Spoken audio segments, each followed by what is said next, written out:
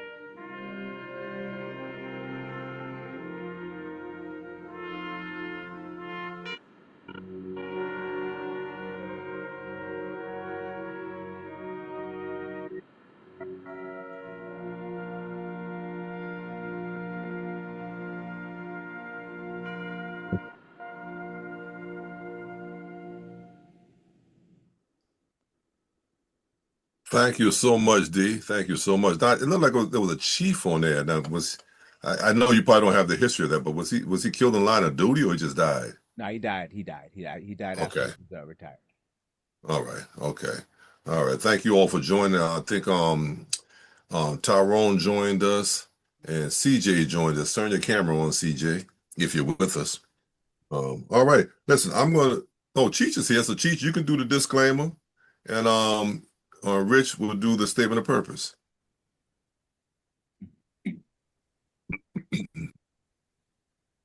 Sorry, I was on mute. Thank you, everybody, for joining us. Before we get started, we want to go over a couple of things. First, we want to let you know that comments made by members of He's gone. So let me just finish off where he was. The comments and express concerns made by members of the roll call on black, white, and blue, and for better relations here in roll call.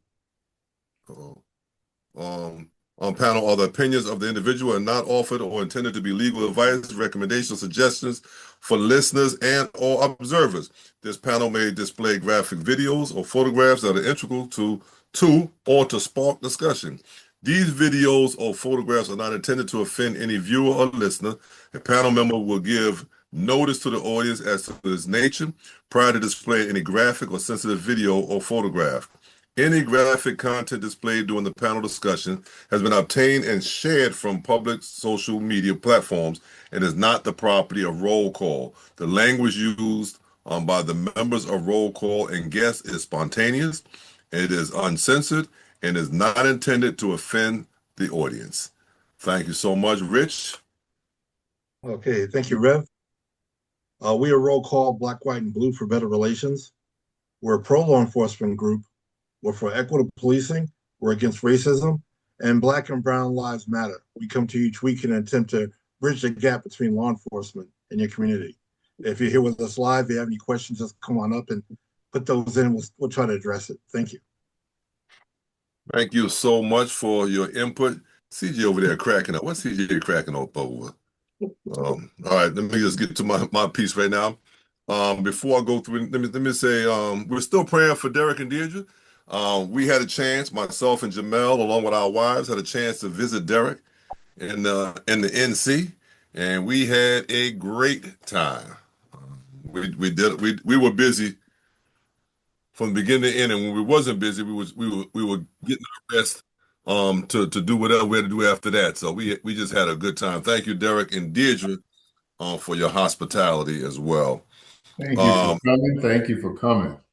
Yeah, so we're still praying for Deirdre. The good thing was about it was Derek is always telling us about how Deirdre's doing, but Sylvia and I had an opportunity to look at Deirdre and see how she's doing, and we're so glad that she's definitely healing very well. So Derek and Deirdre, JT in Orlando. JT, you don't know how much I pray for you and your wife. I mean, I seriously, and I mean, you hear me every Sunday. Yeah. I keep your name on my list. We're praying for you and your wife, Cheech and Anna. I know Cheech is back. We don't worry. We covered it, Cheech. We covered it. I didn't even know. I kept going. I didn't know I'd fallen off. That's all right. That's why we gotta be prepared. Yeah. So Cheech and Anna, we're definitely praying. I mean, with so much that was going on in your family, and with your children and stuff, we're praying for your family. Praying for Mark's sister-in-law Monique. Praying for my brother who had a procedure today. So I haven't heard from him, so we'll see what happens with him. Praying for him. We're praying for Marcel Kennard. That's Dave's youngest son who had surgery. We're praying for him. And then on top of that, we're going to wish Dave a belated happy 4th of July birthday. I mean, the fireworks must have been going off where he is. But happy birthday, Dave. Happy birthday to you. And listen, we got a show. Let me see. Mark just joined us. Thank you for joining us, Mark. Anybody with anything before we move forward? We're gonna go right into that first video, which is gonna be give a shout out to those that are watching on Facebook Live. Thank you, because there's a few of them. Go ahead. We're gonna give a love to Richard Bowden, to Beverly Harleston Wells, Valerie Burris Marsh, Ruth Caffey, Karen Caffey, Eva, Renee Henderson, Burrow McMillan, Melissa Sutherland Moss, Isabel Jordan, hey, Sylvia Butler. The ladies are representing. That's what I'm talking about. That's it. That's it. We're gonna give a love.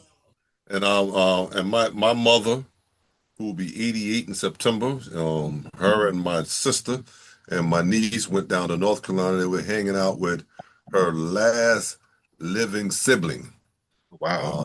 I think he's 6 years older than she is. He's in I think Mount Olive, North Carolina. So they flew down there. That's Richard Bowden's father. So Richard joins us each week, gives us his point of view. So thank you for joining us, Rich. I want to give you a shout out today. Because I know you're gonna come at us anyway, but I'm gonna give you a shout out. Let me go. All right. We want to get started with our first piece of welcome, Jim. Welcome.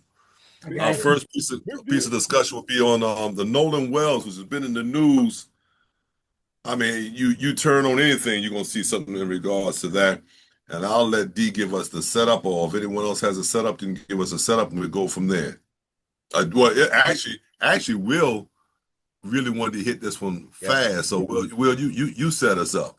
Because Will said we may not even get off this subject. Yeah, go ahead, Will. Set it up, and I'll get the video going. Okay.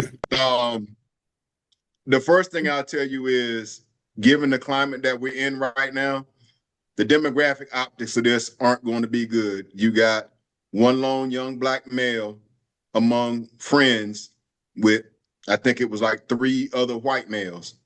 As the story goes, they had traveled to an island off the coast of Mississippi out in the ocean that, by latest reports, was 6 miles away by boat. And for whatever reason, his friends were getting ready to leave. He wasn't ready to leave.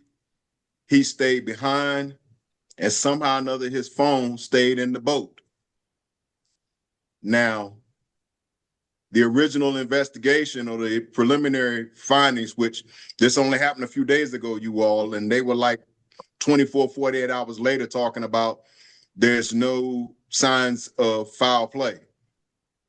I don't know how you investigate a death under these circumstances and in 48 hours determine there's no signs of foul play when the other parties that were with him have scrubbed their social media pages, and my understanding is they're not cooperating with the police. Now, we talked about this a little bit leading up to it, and our consensus is the only thing that would keep a young man behind under those circumstances was probably someone that got his interest. I say someone because I want to be balanced here. So in the current climate, we'll say someone got his interest outside of his friend network. And the other thing is this whole thing about, well, if he's out in the water, his phone's going to be in the boat. I can promise you, even if he doesn't have any signal out there, no teenage kid, if they're going to stay behind, is going to let their phone travel back in that boat. It just don't happen. We all know this. So there's a lot to unpack with this. There's a lot yet to come out. But the first question is, who was this person that he took so much interest in that he chose to stay behind when his ride left him 6 miles away from shore? What does that do for you, D? D, we ready to move on with the video? Representing Nolan Wells' family. Thank you so much for joining us, Mr. Crump. Just from where you sit, what are the biggest unanswered questions so far about this case? Obviously, the biggest question is what happened to Nolan Wells. I think the reason this case has caught such fire is because they see the pictures, they see the video, and they're saying, hold on, you're trying to tell us just accept this an accident and sweep it under the rug? His mother, Christine, his father, Elmo, say, no, they will not allow that to happen. His friends, his community. I mean, he was a good kid. He was beloved. He was a college athlete. He had everything going for him. And so to go on that island for 4th of July celebration and then not to come back is what is concerning everybody, especially when you hear the contradictions. And you're conducting your own investigation. How will that differ from what the authorities are doing? Well, one thing, we're trying to be very transparent because the family has some concerns about the state of Mississippi doing an investigation of the death of a young black man where young white students may be looked at as having some culpability. So the family is concerned about that. So we're going to have an independent autopsy. We have investigators talking to witnesses that have no alignment or no allegiance to the state. And that's important, Lindsay. When you think about Mississippi and the history of Mississippi, you know, this is the state where Emmett Till was lynched. You mentioned earlier there are some contradictions. Yes. What gives you confidence or perhaps concern about the investigation so far? Well, the fact that they continue to tell the family that we don't see any evidence of any foul play, even though you have students who recorded an altercation while they were on the boats of argument where you had Nolan and somebody yelling at one another on the boat. So that's an issue. And then you have the young lady make a statement and she says, well, Nolan and I finished talking and Nolan said he was going back to the boat. And then the boys on the boat said, no, Nolan told them he was going to stay with her. And so they are conflicting. She's saying he went and got on the boat. They saying he didn't get on the boat. So which is it? And all we know is Nolan is dead.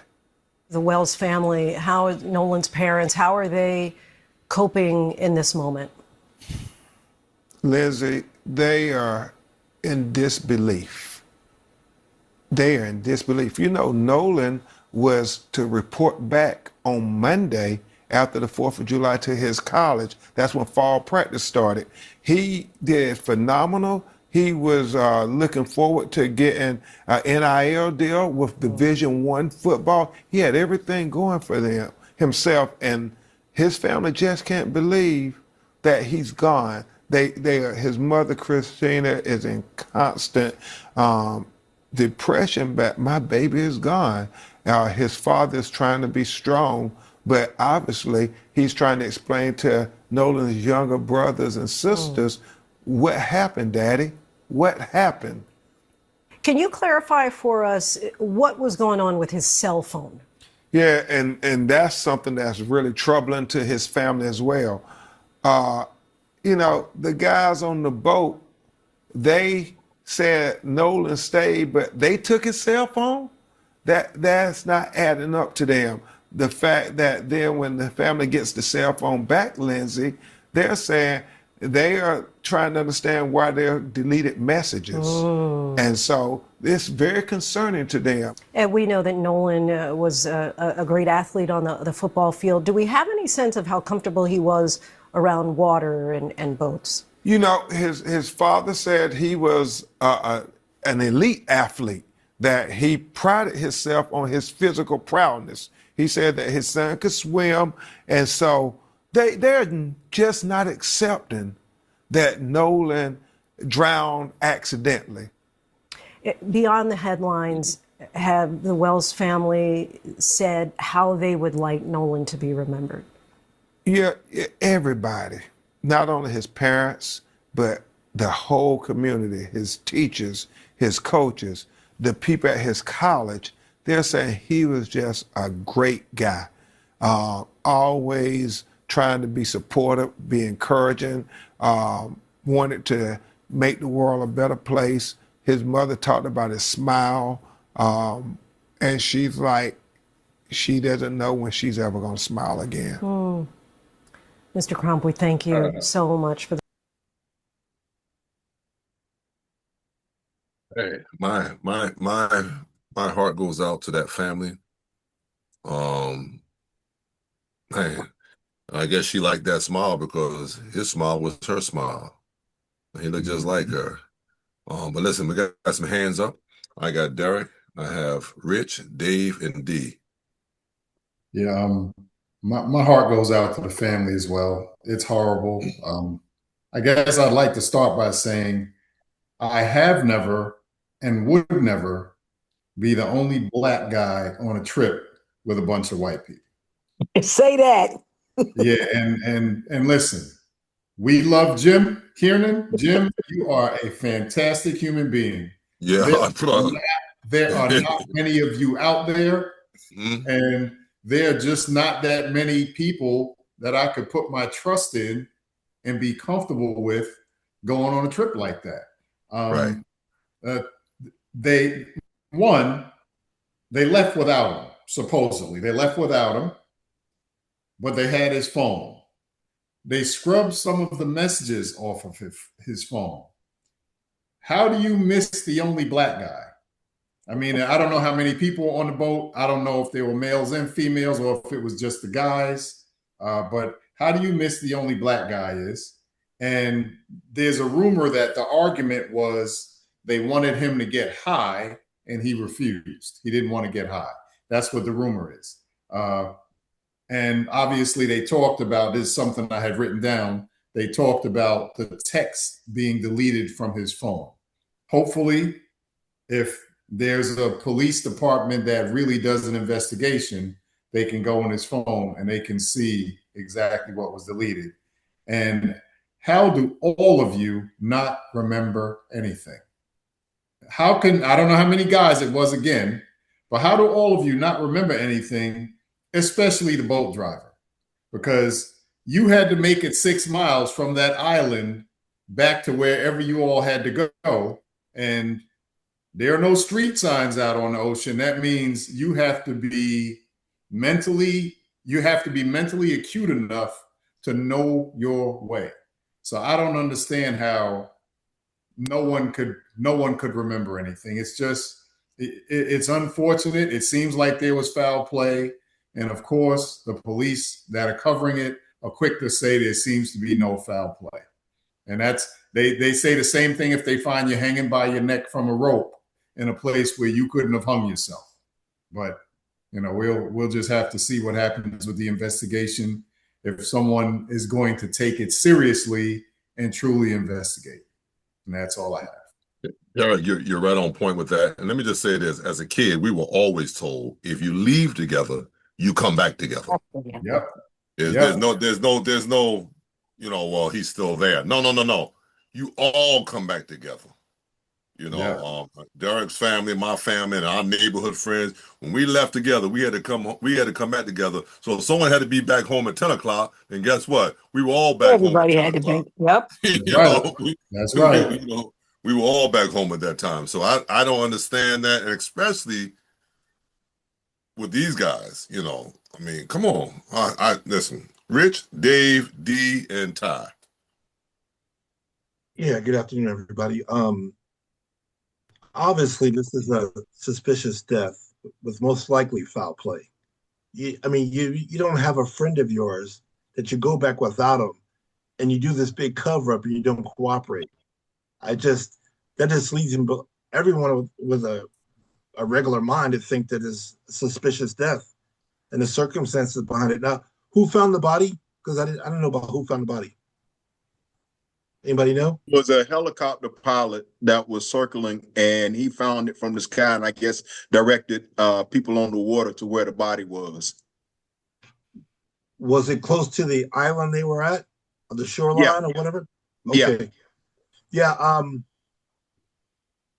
The bottom line is that autopsy is going to show everything that happened.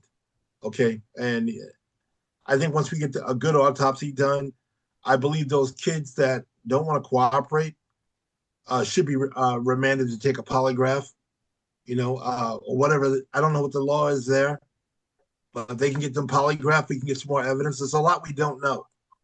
But obviously, this is a suspicious death leading towards foul play. This is the first I heard about they wanted to get high and he didn't want to. I mean, that's more suspicious to me than him being gone because he was following a girl and they left him there with the girl. I'm thinking they wanted to get high. This guy was probably concerned about, being in sports in his career. He didn't want to get high. I don't know what kind of drugs they had. And because he was aware of it and didn't want to get down, that may have been a problem.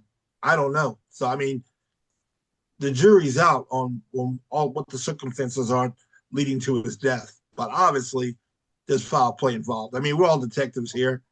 We see all the facts that we know so far, and it's very suspicious. That's all I got. All right. Thank you, Rich. Dave? Yeah, they killed that man, the young man, and then their family, and I don't give a shit about no Ben Crump either. They're not going to get the proper investigation down there. Okay, they need to subpoena all the phone records of everybody who was on that boat, including the boat, whoever was driving the boat. Okay, the FBI is not going to get involved because you have Cash Patel over them. He don't give a shit because it's Mississippi. So basically, this family is they're out in the wind right now when it comes to the investigation. Jackson, the state investigators of Jackson, Mississippi, they're not going to get it ever.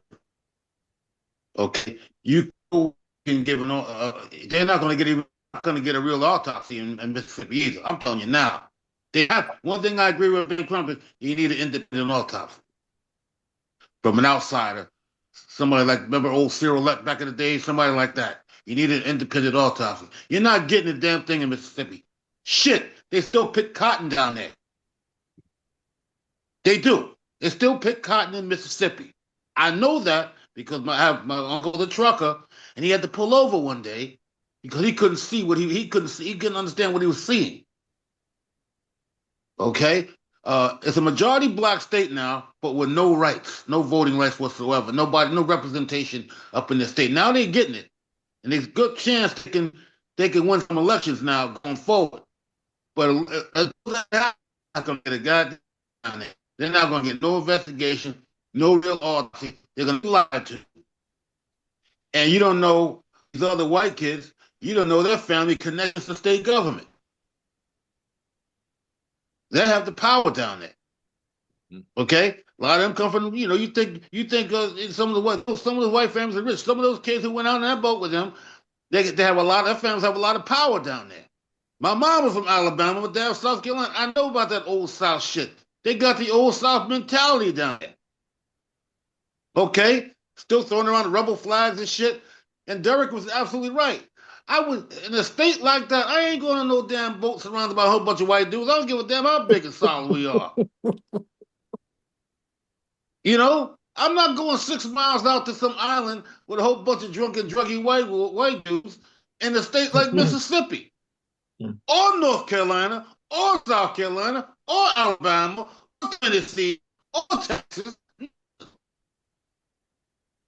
You can add New York. And a damn tank in my back pocket. I'm just saying. And then you're going to come scrub the guy's phone. Fool's just right now, you're scrubbing. I'm telling you right now, they killed that boy. They killed that man. They scrubbing his phone for. Right. Oh, right. We'll be back to get you. You want to stay still? We'll take your phone with us. Come on, man. You know, this is what happened. This is what happened with this. This is the shit that happens when our votes fucking don't matter, or we don't want to go out and vote. Okay, you get these shit people in these powerful positions, and you're not going to get the service. The FBI was not going to come. They should be jumping into that case right now. They jumped into the Michael Brown case. Remember that Obama sent them 500 agents out there? Mm-hmm. You don't hear Trump saying I'm sending 500 down there to find out what happened to this young man. Okay, I mean, this is ridiculous, man, and I feel so horrible for the family because deep in their hearts they know they're not going to get a proper investigation. They know it. The whole damn state knows it. Everybody in the North knows it. I'm done.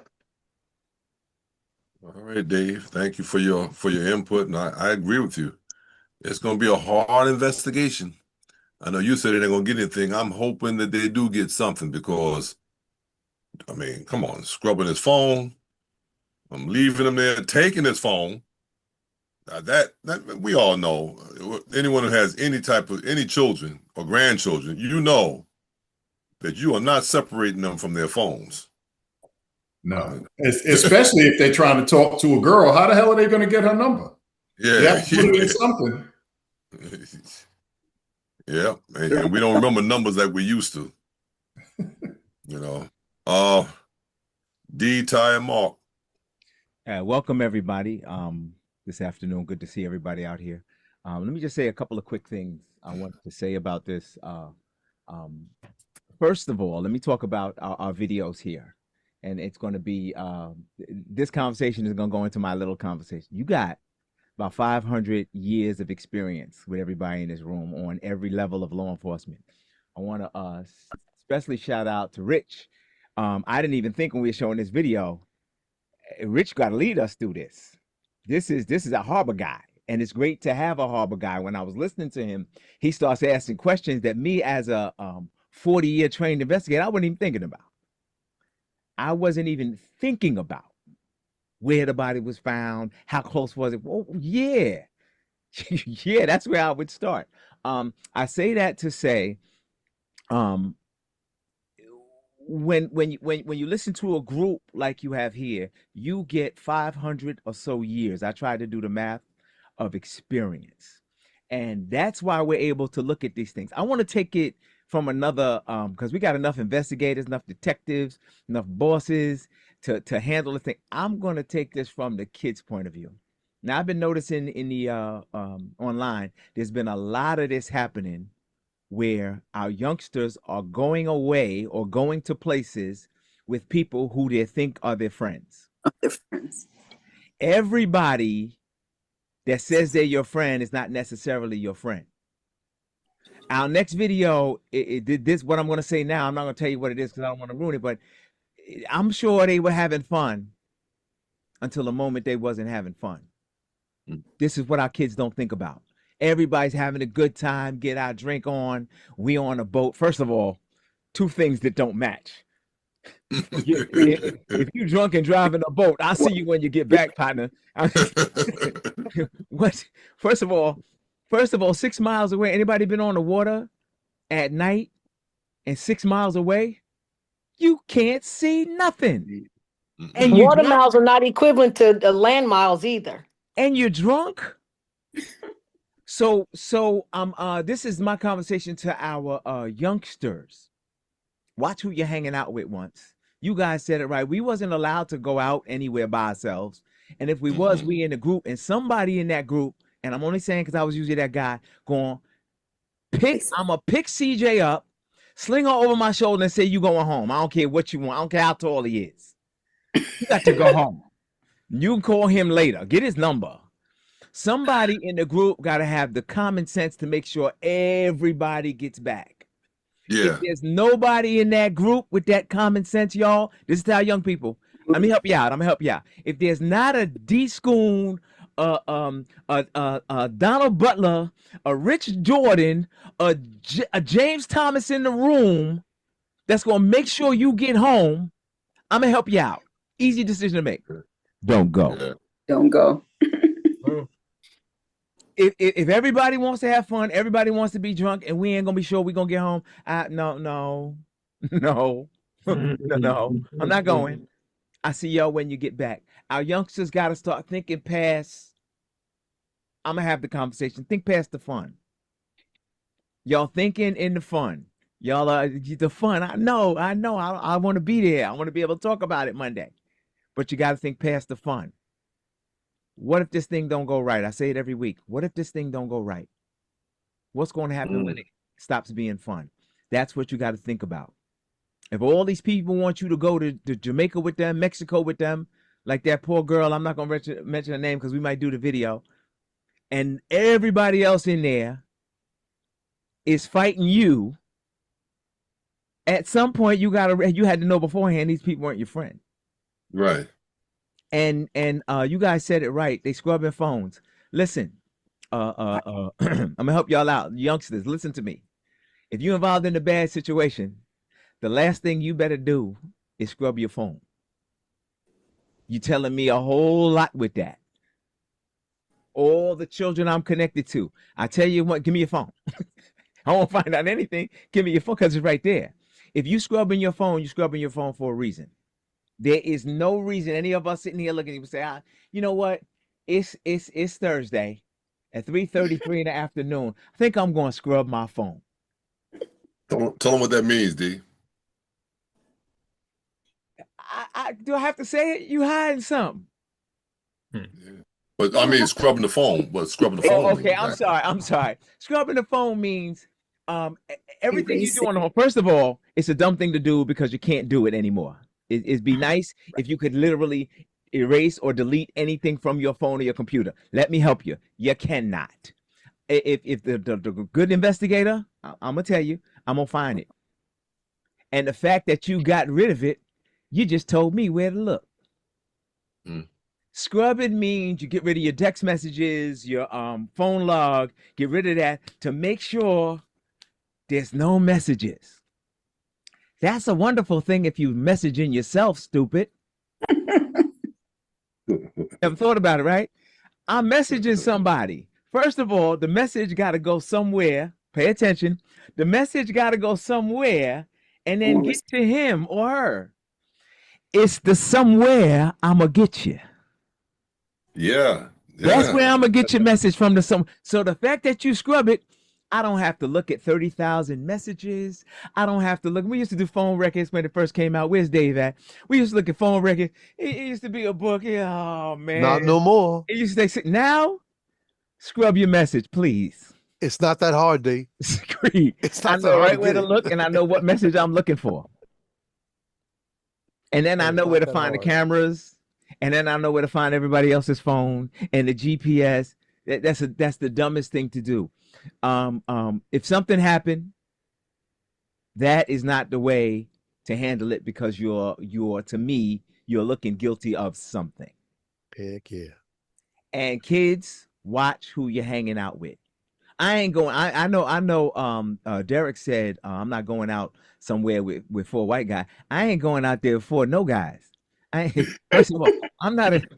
Y'all the only type. Y'all the only group of guys I hang out with. I don't really do guy stuff. That's not my thing. And I'm not definitely not hanging out with guys I don't 100% trust. Right. 100% trust. And the ladies know it. CJ and Jerry's here. Give somebody out here. It is. They're sending videos of you. This is. I'm going out with Don. This is Don. Here's his phone number. Here's his address. Here's who he's with.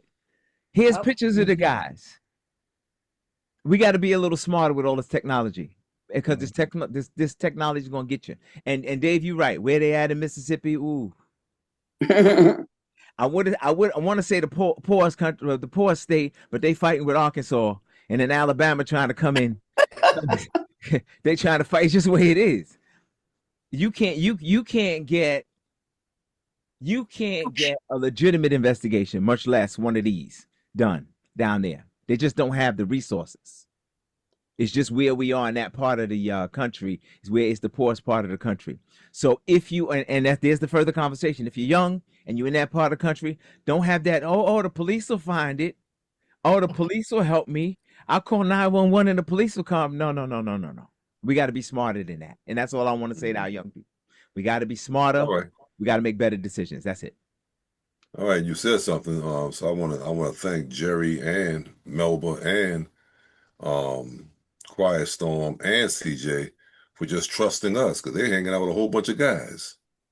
You know, yeah, I do seriously. And then Jim, Derek was right. Derek was right. You know, you're in the reverse of what we're in, but you obviously trust us enough to hang out with us and bring your wife. Absolutely. So listen, I'm serious about that because honestly, I wouldn't want to be in a place where it's dangerous and I have my wife with me as well. Right. You know, if I'm in a bad spot, that's one thing, but I'm sure not gonna put my wife in a bad spot. You know.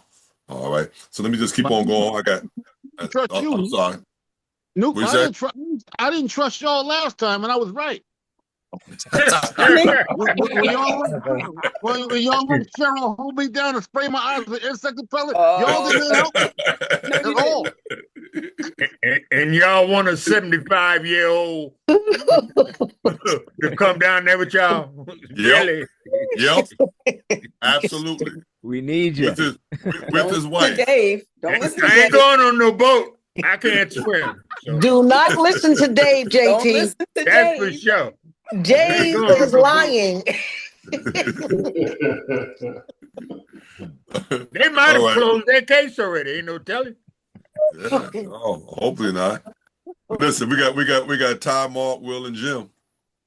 Hey everybody, can you hear me okay? Yes. Good. So there are several crimes committed here, I think, but outside of the death of this young man being the number one crime, the next one in line is the fact that the police department openly says within 48 hours that there's no foul play apparent. How do you come to that judgment with that large of a crime scene? Because you got to remember, the crime scene is not just a location because of the water. If I'm wrong, correct me, Rich. Wouldn't it be from where they left also? Could it be evidence of from where they ported, traveled to, and then to the location? So that's a very vast amount of area that has to be covered or investigated to close that case that quickly. Would you agree, Rich? I agree wholeheartedly. And so that is a first indicator to me of the biggest crime other than the death itself. It's the fact that the police department did that. I was made to understand there was a boat captain who took them to and from the location. I think my wife was looking at the information online, and there's a captain independent of the people visiting the island who's responsible.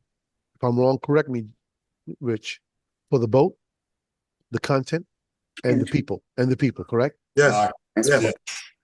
And the first indicator that something nefarious happened was that no one called the police from that location or from once they realized the guy wasn't coming back, and he turns up dead, you can't tell me, as an intelligent person, investigator, that no one knows anything. Your stories are going sideways. Got 3 stories, 2 or 3 stories. Is that correct, Derek? 2 stories? Yeah. 2 stories. And the boat captain, I feel, should be culpable. He has a culpability in this because he's responsible. He's the Nordic. He's the guy in charge of the water. So he needs to speak to that person myself. I'm not leaving this island till I speak to the young man. He tells me to my face, he's not leaving. He's staying. Am I right, Rich? Am I crazy, Rich? Is that No, right? you're not crazy. It's supposed to be a manifest, and he's in charge of the manifest I of don't the care. people on board of his We- vessel. We went on a fishing trip with my cousin and the captain. He had a manifest. He had a schedule. Our names, our date of births. I mean, it was like not like we paid for the fishing trip. I mean, so I used to do, as a juvenile detective, I used to do 2 presentations to kids in the school, and the principals loved it. One was called Decision and Consequences, 2 most important words in a young person's life. And the other ones is friends versus frenemies. And I would teach them what a frenemy was, a friendly enemy. And that's exactly where we are right now, frenemies. And superintendent loved when I did that, and then the different principals loved when we did that. And it's just a tragic situation. The fact that those 3 boys, imagine me, Donald, and Derek, along with Mark, going somewhere, and me leaving that island, not knowing with leaving Mark there, or leaving Donald there. It's not going to happen. I don't care. Or leaving the 3 of us there, and you going. You No, go. hold on. I mean, I don't care who you met, what she's doing. We came together. We are bouncing together, or we all staying. But you ain't leaving by yourself. And the fact that it's just a mess. And I pray that the police department grows a half of a backbone and does what it's supposed to do. Because the fact that they said there's no evidence of anything criminal happening is blood boiling to me with that vast amount of a crime scene. And that's all I wanted to say for now. And Ty, just what you're just saying, we are adults. Yeah. All of us right here. Yeah. And we go to a location, and before we leave, we make sure all of us are there. Of course, Donald. Before we take off. We're all adults with guns. Yeah, we can take care of ourselves. Where's Jerry? Where's Derek? Where's Sylvia? We want to make sure everybody is there before we leave. There is no way we can leave and somebody's not with us. No way, bro. No way. I'm out. And if we do leave them there, why are we taking your phone? That's ridiculous, man. That's ridiculous. I mean, you're all grown, so you can make your own decision, but why are we taking you need your phone? Yes, that's ridiculous. It's not. All right. Let me go. I got Mark, Will, and Jim.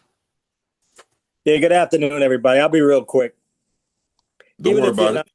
Even if you don't have a police background, to our audience who's listening, the fact that you have a group that goes out and one of them is dead, and these people are scrubbing phones and not cooperating with the police, you don't need anything else. Something happened.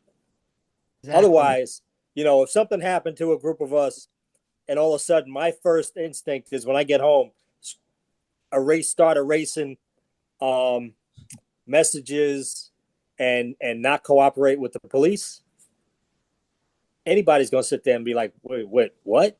You guys are friends and you went out there and all of a sudden you become stupid and you don't know what happened, or you don't want to help find out what happened to your friend. It's obvious. I'll leave it at that. All right, Mark. Karen Caffey says a blank copy of the contract for the boat may tell you what the captain is responsible for when it comes to counting heads or leaving someone behind. That's true.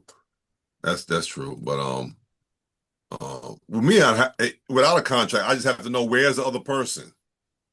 And from what I understand, he was the only black person with that group. I don't know, like Derek said earlier, we don't know how many other people on that boat, but you're missing someone.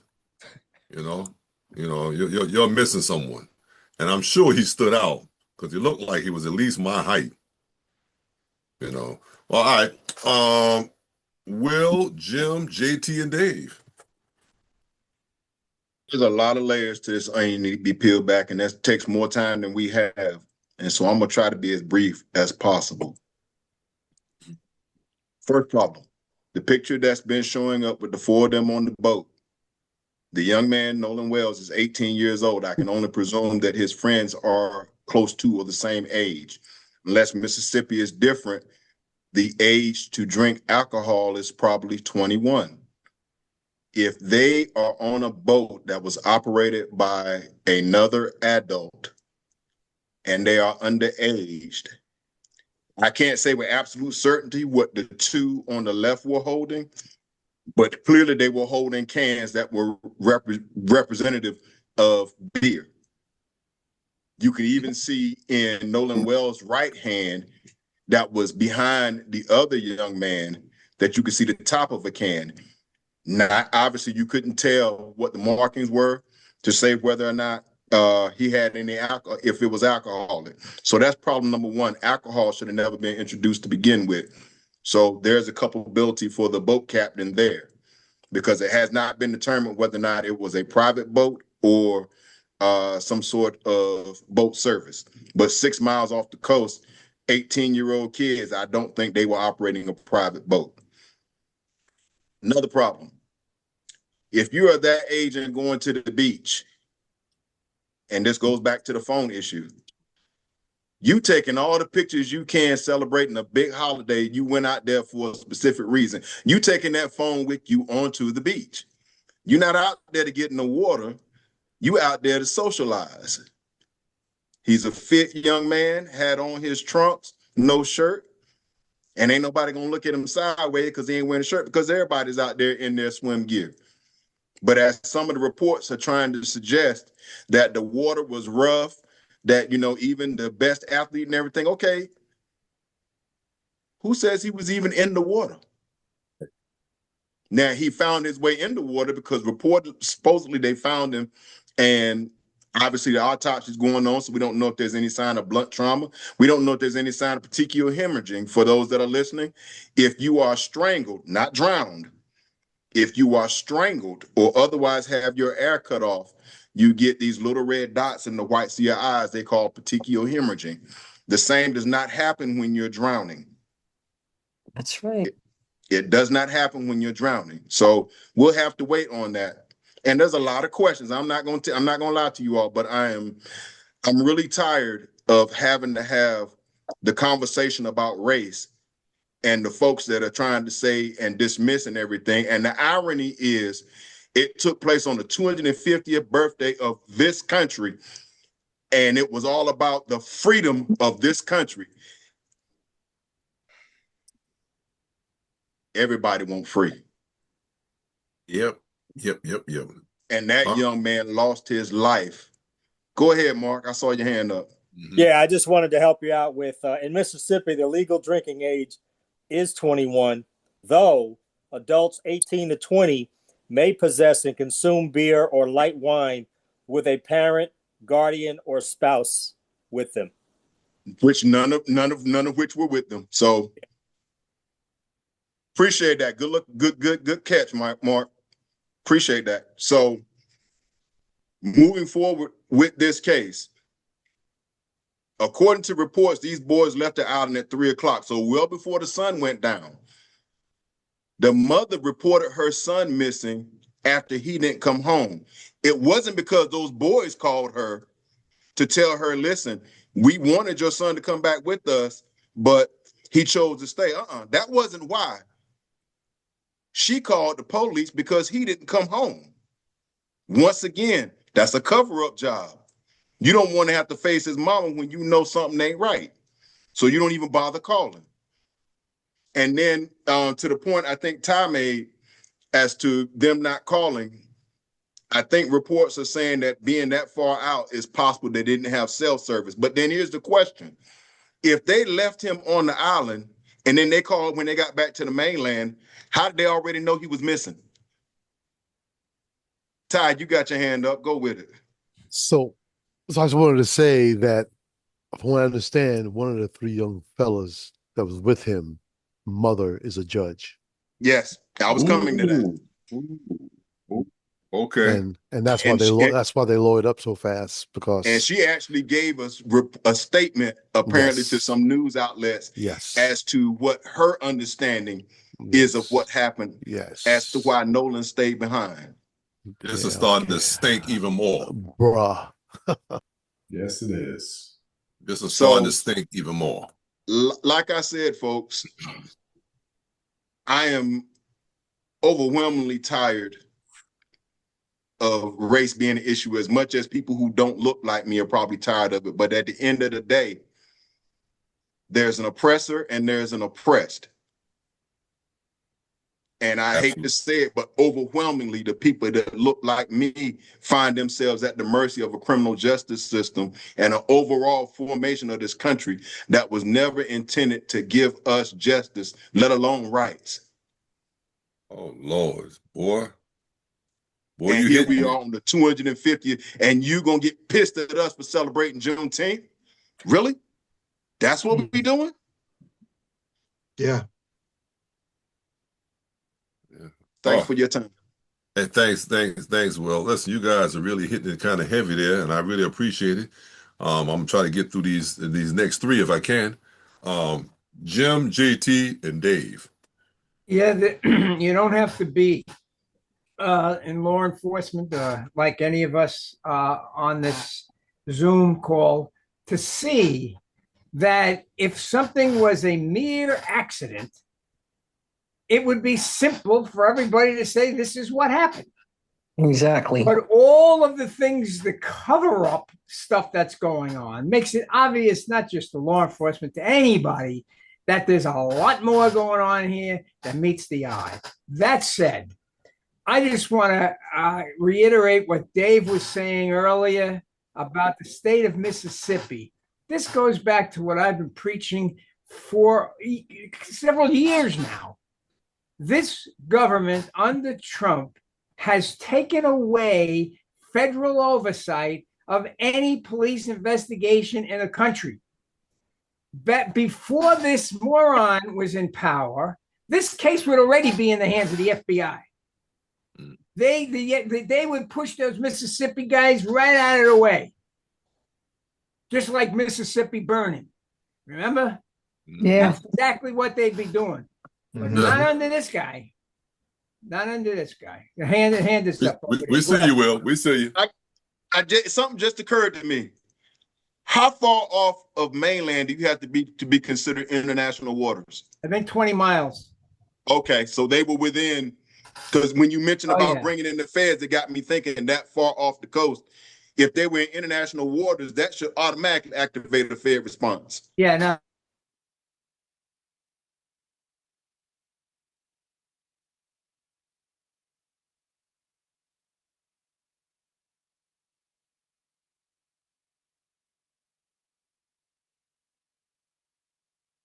They're going to say, oh, Mississippi's got it well in hand. So really, this has been my biggest fear, guys, this from the start. That once he took control of the Department of Justice, that local police can do what they want. And we got local police in Mississippi. Think about that. They can do what they want. It's really, really a scary thing. I just hope that enough public pressure is put on in this case that somebody steps up, and maybe in the state of Mississippi, somebody, and gets to the bottom of this. Because right now, like you said, you got a judge's kid involved, everybody lawyered up, all the evidence. This is, you're right. You can't scrub a phone completely. It's in the cloud. However, you're still going to need a warrant for that. You got to get a judge to sign off on that warrant. And in Mississippi, good luck with that. That's all. Jim, you used to always say also that when Donald Trump takes over the military, who's going to be the enforcement? I mean, and you're right. I mean, you can start seeing this stuff as clear as day now. GT, you fell off, but you're on, so you're next. Yeah, I don't know. I paid the electric, but you know how it is with them down here too. But Jim, you said you need a warrant for what? If you want to search their personal cell phones, you're gonna need a warrant to do that because they're all lawyered up. Yeah, by now, but okay, yeah, you're right by now, but all those phones should have been confiscated before anybody stepped on land or drowned in water. Because they all have video of evidence. Now you can, even with a warrant. Yeah, they all fucked up now. They've been. See, the problem with that is, as we've been talking about all along, is the state of Mississippi, the local police there considered it an accident from Jump Street. That's the way they played it. So that was that. That's exactly why they didn't say there was any evidence of foul play, so they wouldn't have to gather evidence like that. But right. Everybody's saying this shit stink. This shit stank from the time when they said it was in Mississippi. You know, right then and there, you knew you was gonna get. Just like I said before, they might have closed this case already. I doubt it because it is in Mississippi, but I also think they might have because it's in Mississippi. I'm done.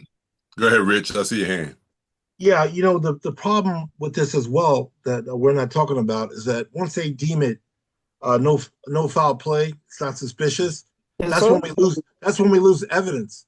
Yeah, you got 3 crime scenes here involved in this case with the water, both sides of land, and those areas aren't being checked because they say no foul play. There should have been divers in the water where his body was found. There's a lot of factors involved in this.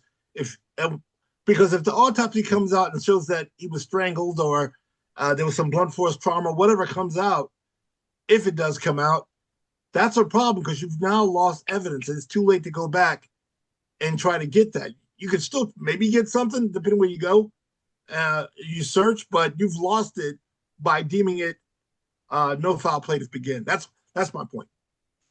You're right. Okay, listen. Richard Bowden says there will be another. This will be another Kendrick Johnson case. Karen Caffey says the comedian Paul Mooney said it best. You go down there looking for justice, and that's exactly what you find. Just us. And then Richard Bowden also says that international waters is normally 200 nautical miles. Territorial waters is around 12 nautical miles. All right. And then Beryl McMillan says odds are when the police found out a judge's kid was involved, quite possibly they wanted to make this case disappear. Gone. Thank you guys for your input. Thank you guys for your input. And Aaron Cross says no human. No human involved. Yeah. All right, Mr. Arian Cross. Aaron Cross is AC, everybody that's not on the panel. But let me go with Dave and Will. Yeah, we're almost there, D. Yeah, yep. And the only way this case is going to ever be investigated, ever, is with a change of the executive office, a new president, and a new FBI director. Okay, you're not. We're wasting our. I don't like to say it like that, but I'm gonna be real. I'm gonna be harsh. We're wasting our time with this. Okay, and the kid's mother, who's a judge, whoever she is, I'm taking her phone too, but a subpoena. Absolutely. We took judges' phones up there in New York. They gave us some bullshit, but you know what? With a court order, another judge signed off on it. We took his damn phone. Okay, and that's it. They ain't gonna say what they're gonna say. What they're gonna do about it? But down there, this is Mississippi, man. The old South. The rebel flag wavers down in Mississippi.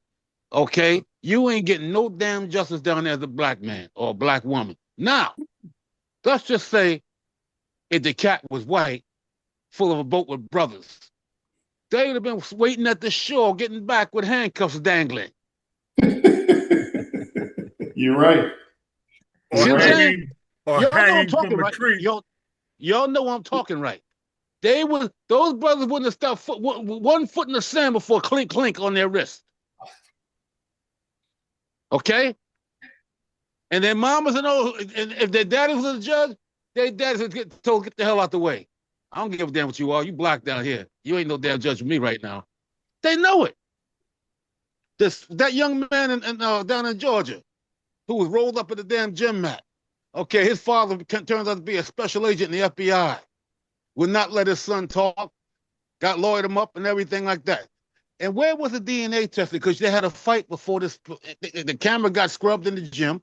They had a fight before this kid wound up dead. Okay, I'm looking at his body marks and I want some DNA. But no, I'm tired of this. Is the old bullshit South again. Okay, when they talk about the South will rise again, shit, it's been rising. I wouldn't even give my fucking money in the state down there. I'm not going down to no damn Florida, no Mississippi, to buy Loxy to the casino. I'm not going no damn Texas. I'm not going no damn Arkansas. I'm not giving one dime down in them red-ass redneck states, man, where you can't get no damn justice if something happens to you or your child. I don't even want my granddaughter going down south to college when she goes to college, because if I find out she's going down there, I'm going to kick her daddy and her mama's ass. Because I'm not doing it.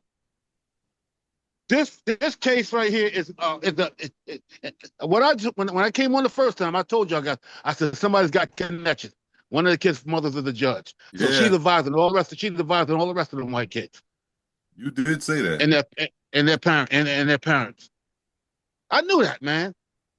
I knew it. And by the way, that water wasn't too damn choppy because he found it right next to the damn island almost. Okay, it wasn't no damn. They didn't have no damn what do you call those waves that drag you down the damn shore? The current. They didn't have that. They didn't have that.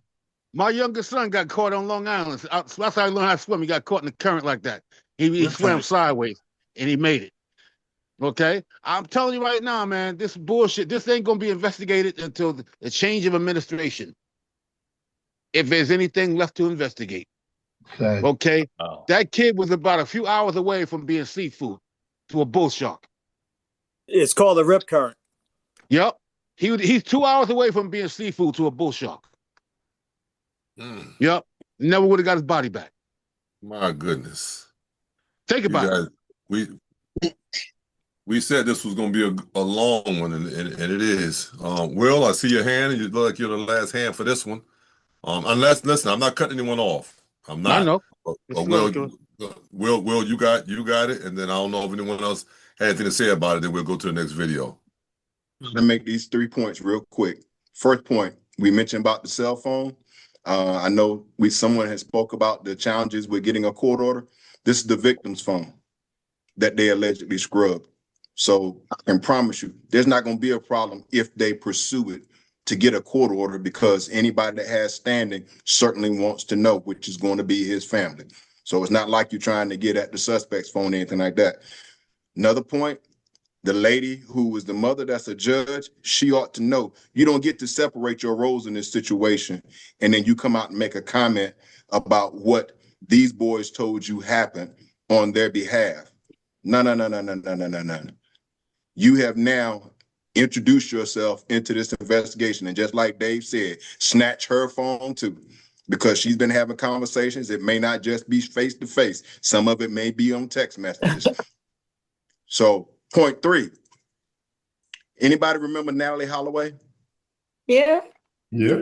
And there's no such thing as two scenarios being exactly the same, but this has some very eerily similar details. She was away out of the country with her friends, vacationing. Some young man got her attention and she got his, and that's how she voluntarily separated from her friends. And she turns up missing. To the best of my knowledge, her body has not ever been found. Is that correct? It has not. It has not been found. I can promise you from Jump Street, from day one, won't nobody talking about, oh, it was an accident, no foul play. Everybody from the U.S. was ready to send down every piece of law enforcement. Now, I forget who was in office at the time. I don't think it was this current administration.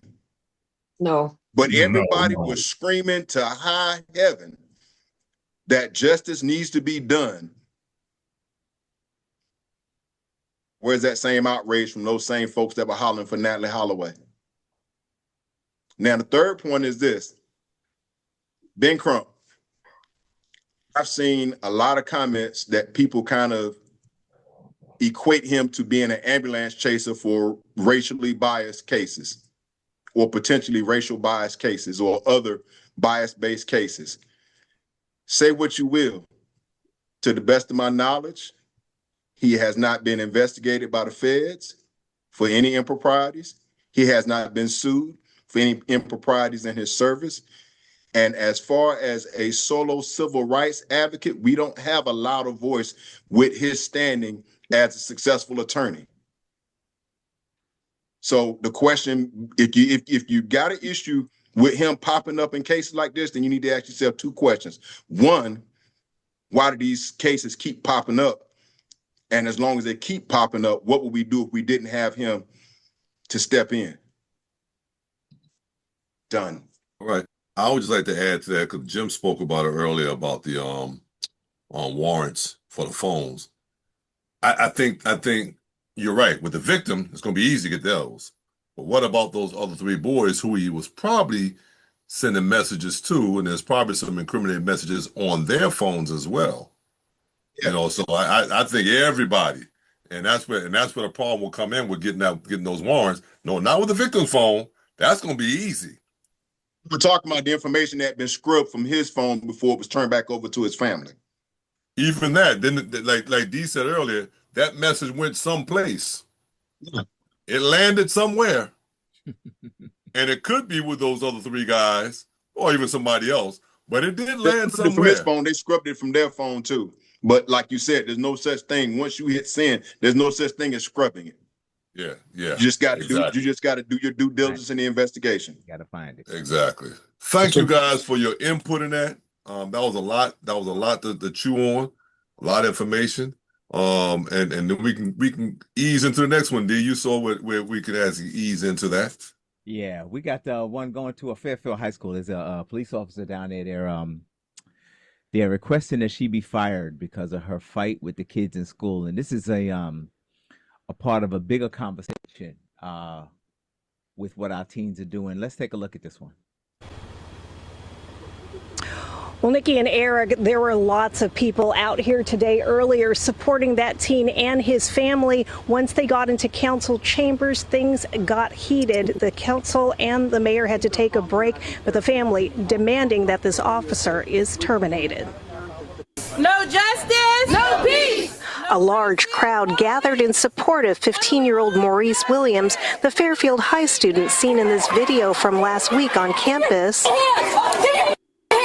As a Fairfield police officer who identified herself as Officer Brown, although her name tag reads Camacho, punches the team several times as he's down on the ground and she has him by the hair. An injury to one is an injury to all. Today, Maurice's family, surrounded by several dozen supporters, spoke to City Council during public comment, demanding answers and calling for the officer's termination. What happened to my son shouldn't have never happened. You have to, if it was your child, I feel like she would have already been off the force. And I feel like you need to have that same energy with my child. She needs to be let go. She can't, she's done this already. It's a pattern. Like, how much more is it going to take for her to be let go? Fox 40 received this video from an incident in Fairfield last July involving Officer Brown, the same female officer in the Fairfield High incident. In this clip, which doesn't show what happened leading up to the exchange, you hear the 18-year-old driver tell the officer she's listening and that she grabbed her registration. Right now, you're not listening. So you're I was listening. I grabbed my registration. I grabbed my. Yes, ma'am. Okay. Please don't rip me out. Can I sit there and you feel me? Stop. Can you stop? Please stop. She pulled my hair. I think my main concern is she's still working. The police department is putting out a different saying that she gave distraction strikes to his hands, but she's admitting that she punched him in the face. This is what she said to me 2 feet away from me with no remorse. This is cell phone video Maurice's stepmom, Sequoia Williams, recorded as she spoke with Officer Brown following the incident. That's crazy, because I show you slamming him on the ground, and then... 10 seconds of video. Right, I'm just talking about the part where you punched him in the face. I punched him in the face, yeah. But he was not resistant. Like, why were you punching him in the face? No. Why would you? No, I'm not going to have this conversation with you. I used the necessary force to overcome his resistance to affect my arrest. Okay. So is there any other questions I can answer? That's fine. You can report and I'm reporting to you. Back at City Council, Mayor Catherine Moy spoke to Maurice's family. I'm very, very sorry. I am sorry and was hurt when I saw that video and immediately called for action, period. That's what I did. And I feel horrible that any child had to go through that. That's what I feel. Now, I was in contact with the police chief, Dan Marshall, through text messages earlier in the day, asking him for comment, which he couldn't give me. But I did speak with a retired ranking officer who has been with the department for many years, and I was told that that pulling of hair, that is actually a sanctioned maneuver that officers learn in the police academy. They are taught where the head goes, the body will follow. Reporting live in Fairfield tonight, covering local news that matters, Rowena Shaddix, Fox. All right. Before we go any further, what is her name? Camacho or Brown? Yes. Because on her tag it said Camacho. Right. But she goes by name Brown. Who Yes. are we dealing with? Hey, go on. If I had a tag on that says Butler, I couldn't say my last name is Matthews. I mean, come on. D, I see your hands. I mean, no, Will, your hands only hand up. Go ahead, man. Will and Ty. I was what was called a defensive tactics instructor that was changed to subject control and arrest techniques instructor for a number of years over the course of my career. And never, I repeat, never did we teach any tactic or technique focused on pulling hair. Now, I'm not going to say that a situation can't get so bad that you have to pull out all stops if it's a matter of life or death. I'm not saying that that might not happen, because I could be on the ground, and if I got a brick in my hand, then that's what's going to happen. But under these circumstances, this officer went for what was easy. But that's not even the question. The question is whether her level of force was reasonable given the circumstance. And that's the question we need to ask. The technique is what it is. There's no way in the world that's going to be defensible, especially if the level of force isn't reasonable.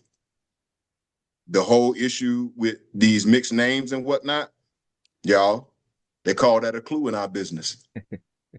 Why she got to be given 2 different names? So what it amounts to is her inability. This is going to hit home. Her inability to negotiate. Jim, did you catch me with that one? Her inability to negotiate the deal. So what they're looking at with this officer, I don't feel like that there's any question. Whoever that was that told that reporter that that is a trained technique, he's correct. Where the head goes, the body will follow. But that doesn't mean that you grab the hair in order to make the head go. That's my point. All right. Ty, D, and Derek. Hector Macho Camacho was a fighter. She obviously has a history of hitting people, and they did it she had a Camacho name tag made up. That's 100% what I believe happened. That's my story, and I'm sticking to it. That's what I think that is. Now, I was a juvenile detective for 10 years. Donald was SRO for 11, 12 years, Don? SRO? Less than your 10. I forgot you retired. You retired. Oh, no. You left me. Remember, I came on after. I came in that year after. That's right. Don was SRO. JT was a detective in juvenile for a while. The first thing they tell us is do not put your effing hand on anybody's kids. That is the first thing they tell us. That's the last. Was this kid in school? Was he in school when this happened? I think it was. Yes. So the last thing they want us doing as police officers is putting our hands on children, especially in the school. That's the last resort. Am I right, Donald? Yeah, it's the last one, but It's the last. It happens often. We got to do it. But it's the last one. It's the last one. And control and removal is, I can count on one hand how many people I had to actually punch in the school.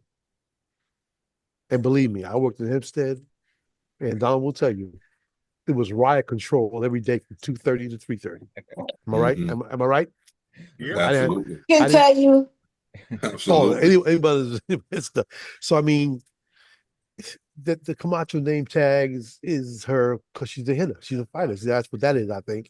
And it's like a little thing they're doing. And I think she's on that. I mean, it's unbelievable that it's unbelievable what she was doing to the kid. Head pushed to the ground. I mean, I've controlled kids on the ground. I've done that. I'm not going to start right crossing them against the pavement. I mean, I don't know. It's just disheartening to see that. I hope some kind of justice is made. I agree with you, Ty. But one thing you can say, she wasn't discriminating. Nah, bro. That's why she got the name Camacho. She definitely wasn't discriminating. That's She just why it's didn't Camacho. care. She just wants to fight. Yeah. That's it. Yeah. D and Derek. All right, I agree 100% with you, Will, in your defensive tactics. I had a chance to teach myself. You're right on point. And Ty, you absolutely right. And you kind of jumped my thunder a little bit. Last resort. Ty said it. We all know it. Last resort. All these things we're seeing is a last resort. I've gone through so many different levels. By the time I got to put my hands on somebody, it's very quick, easy, and it's done. They know what's coming. They know what to expect, and it goes the way it's supposed to go. Because it's a last resort. The reason these things are going, or this officer's doing what she's doing, is because it's her first resort, Camacho. It's your first resort. You may say something, you may not say nothing, and you go to hands. Most of us that do this job know we can't go to hands and guns right away. That's why there's a problem. I wanted to say this, all of this fighting, just like you guys, I've been in the high school since 90s, 94, 95, been in the high schools teaching. Do you know how many levels you got to get before I had to put my hands on a kid? It's in the school, never. You get right up in their face. You tell them what has to happen. They know your command presence. They move out of the way. They go to class. They go to detention. It's the end of the story. This officer and a lot of officers have a problem because they're in fear, right? See, remember we said you got to find out what puts you in fear. That's all this is. You're in fear that this 15-year-old, I'm trying to think of the 15-year-old. I know some 6'4", 6'5", 15-year-olds, but it's never a problem. Is anybody with me? It's never an issue. I say, come over here, have a seat, and they come over here and sit what's called the heck down. You understand what I'm saying? So we got to find out with these officers, what are you fearing that makes you immediately go hands-on, grabbing hair. I've been in thousands of sanctioned and unsanctioned and police fights. I've never thought to grab anyone's hair. What do you? Maybe they teach that, Will. Maybe they teach that in North Carolina. I don't remember. I went back. I can go back in my notes. I don't grab the hair and the body. What? No, sir. No, sir. And I always said the reason I studied art, I studied because doing some of this stuff makes you look as a police officer ridiculous. This officer, you look ridiculous grabbing the hair of a 15-year-old, grabbing the hair of a 17-year-old, dragging her out of the car. You look crazy. You look crazy punching a suspect you look crazy. That is not our job. Gain control. Come on, Will. Gain control, handcuffing techniques. I know we don't hear nothing about this. Command performance. Funny part is, if you're training to grab the hair, what would you do if you came across 1, 2, 3, 4, 5, 6, 7, 8, 9 members of this panel? You don't train someone to deal with a technique when there's a good chance that that option won't be available to you anyway. That doesn't make sense. First of all, Will, you keep putting me in that, and I got a few strands up here, so I need you to stop putting me in that group. Yeah, me too. Call names, I call numbers. It's still be a little bit. What I'm saying. And the last thing I'm going to say is with our law enforcement, y'all are putting last resort first resort. That's why it looks like it does. I look at it and I go, ooh. Ooh. And we want to know. Most of us say, let's look at the video to see what happened. And normally it starts there. It starts there. You start pulling hair and pushing somebody. You ever had your face pushed into the ground? If as ugly as I am, if my face is pushed into the ground, you got a whole problem. I don't care what you got on your belt. You push my face into the ground right now today, or put your knee on my neck or something, you got a whole problem. We're starting somewhere we should be ending up. And I think training. And yeah, she needs to lose her job. Because I know y'all in here, I don't have any biological children, but I got some I'm responsible for. But she pulled mine's here. She might have a whole nother problem. I'm just saying. So that's it. All right. Richard Bowden says, once you see someone get their hand locked in a head full of hair, you will never grab anyone's hair. Okay. Look at Will cracking up too. Will's cracking up. Derek and Mark, we're almost there too. We're almost there. D actually said, like, where does this fear come from for these officers? And I don't think it's fear. I think it's bullying. I think it's anger. And I think it's them taking things personal. I also think that often they want to fight, so they have to do something to try to start a fight. And if a person that commits a traffic violation is pulled over and they provide you the documents that you request, why do they need to be yanked out of the vehicle in the first place? Right, right.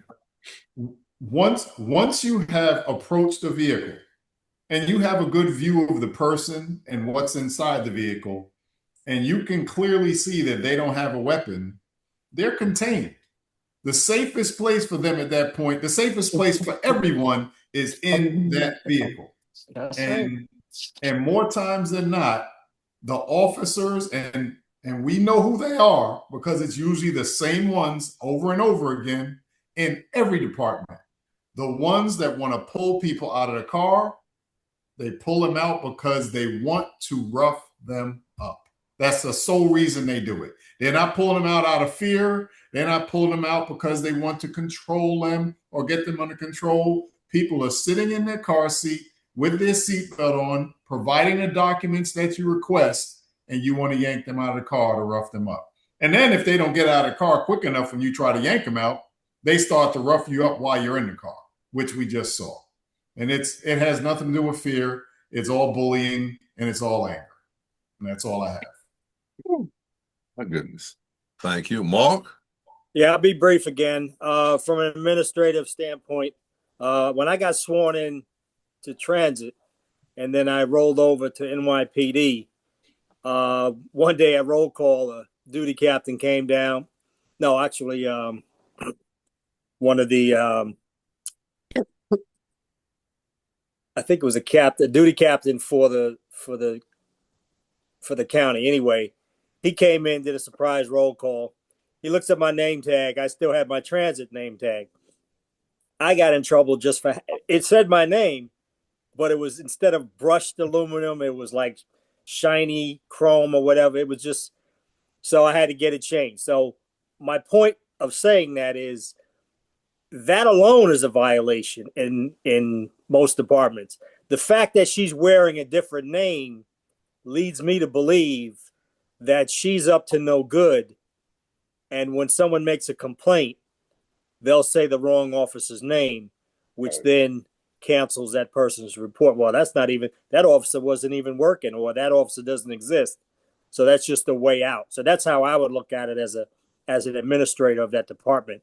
That listen, either you're trying to hide your identity, just like you have the ICE officers covering their faces, same type of violation. And if it's not the right name tag, she should get in trouble just for that. So it just shows me she's up to no good. That was it. All right. Thank you, Mark. Listen, we don't have time for another video. We have a couple more, but we could probably hold this to next week, the teen takeover, because we know our teens are they're going crazy. They're going crazy out there. Teen takeover, the Prosper Police Department, and the Walmart shooting. If you can hold those three, at least we have a start for next week. And I don't know, unless y'all know every week things changes. Something crazy can happen this week, and we have to disregard everything I just said to start with the other one. So listen, that's just a starting point, as a thought. All right. Thank you guys for joining. I know D always has a good boy video. You got one for us, D? Come on, man. Come on, man.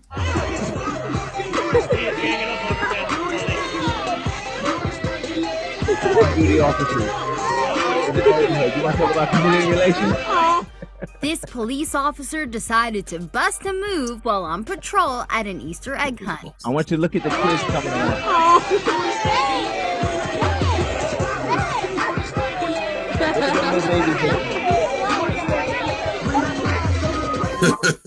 Bet you that joker has several phone numbers dropped in his pocket. Challenged some residents to a dance-off.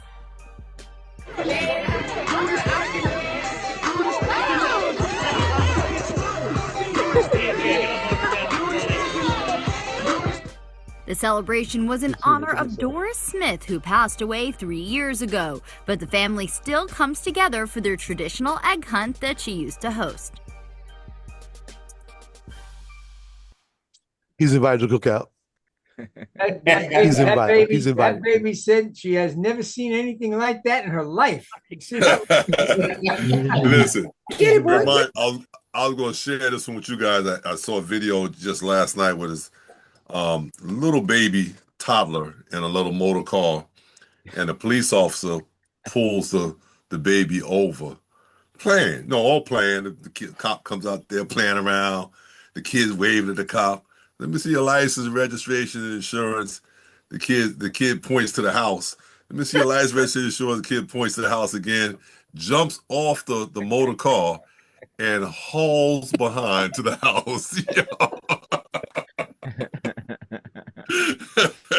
I hope I'm gonna look for that one again and share it in our chat. Listen, thank you guys for joining us.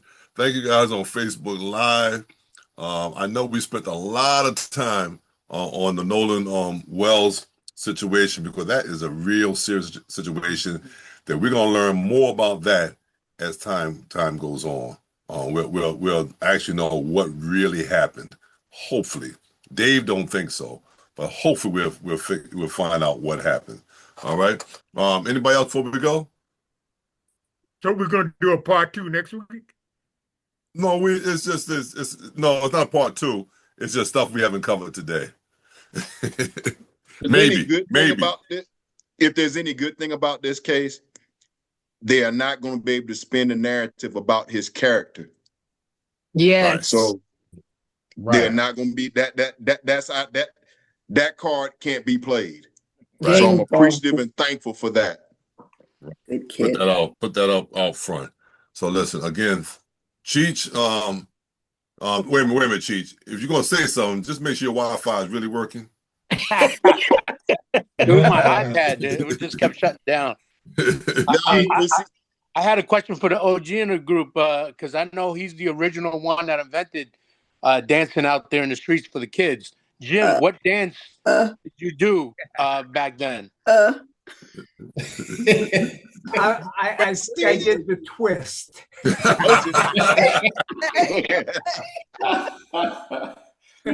Listen, AC got a comment in the chat. On what AC said. Go ahead. AC said, I know it seems like we're just playing around, but when officers take part in community activities and become more human, they earn more trust. Absolutely. That's the way to go out right there. Absolutely. Absolutely, AC. Thank you. Very profound.